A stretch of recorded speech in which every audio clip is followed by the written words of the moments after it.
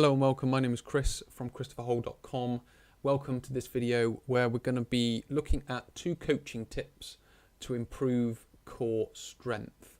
And before we get into the bulk of that, just quickly mention I've got my social channels up at the top here: Twitter, Facebook and Instagram. You've got at Christopher Hole, Christopher Hole Training and Christopher Hole as well. Alternatively, you can come to the website, go straight to christopherhole.com/join, and you can join the monthly newsletter, which is packed full of video content, blogs, featured videos, exercises of the month, so on and so forth.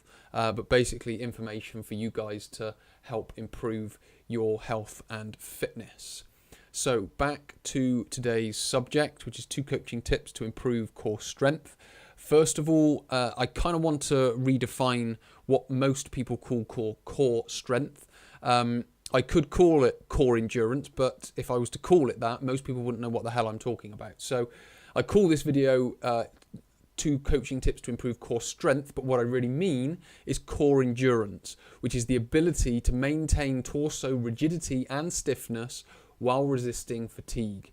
So we're talking about a prolonged period of time maintaining a good core posture, if you will. Core strength, it's a slight technicality, I know, but core strength is to do with one potential movement, so like an out-and-out maximal strength, if you will. So just I guess I may refer back to it later on, but essentially what we're talking about is core endurance, and that's what most core exercises are there for, is to build core endurance. So to get straight into the 2 coaching tips, the first one is train your core as one unit and not individual muscles. This is a discussion that I've had with many a personal trainer when they come on the courses. They say, well, how do I train my core if I can't do oblique twists or abdominal crunches or back extensions and so on and so forth? Well, if we look at the design of the core, we've got a lot of muscles going in a lot of different directions, which are superficial and deeper. So there's a lot of muscles involved, and how I've always described it is the whole is greater than the sum of its parts. And this is something Dr. McGill talks about and many other coaches talk about in the strength and powerlifting realms, if you will.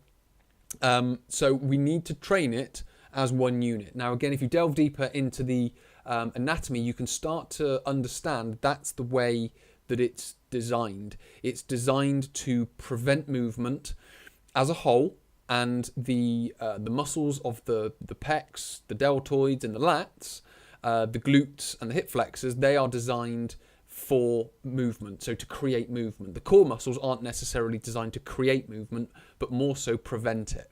So what we're looking at is all of these muscles are like guy ropes to a tent.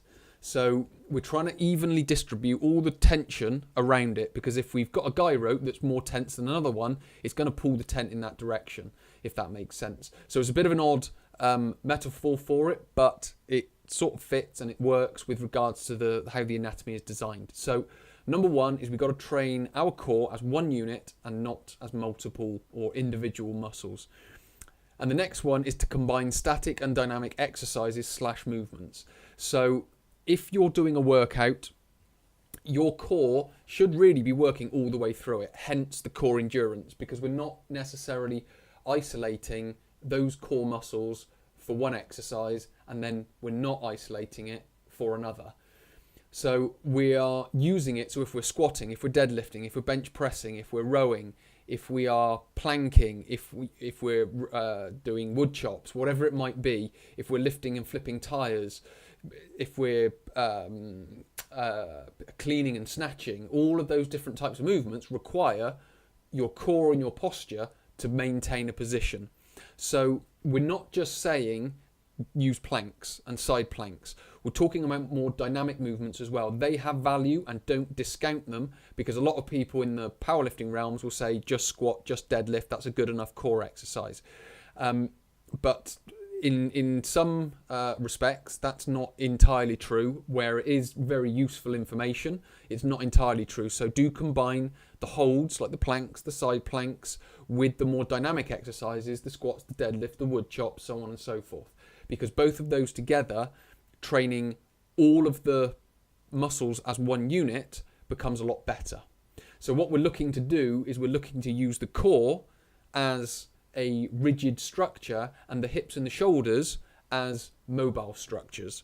And that's how we can then get a better moving body and a better functioning body, if you will. Certainly in the exercise realm. When we're talking about natural movement and things like that, then we have slightly different, because we aren't necessarily using weights, but there's slightly different rules for that, but I won't discuss that because that will be for another video. But for this one, the 2 coaching tips to improve your core strength, or core endurance as I should be calling it, is 1, train your core as one unit and not individual muscles, and then 2, combine static and dynamic exercises / movements to improve that core. So hopefully that's been useful.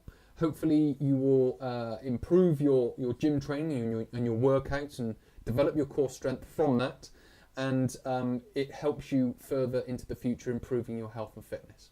So many thanks for listening. My name is Chris from ChristopherHall.com. I'll speak to you in a future video.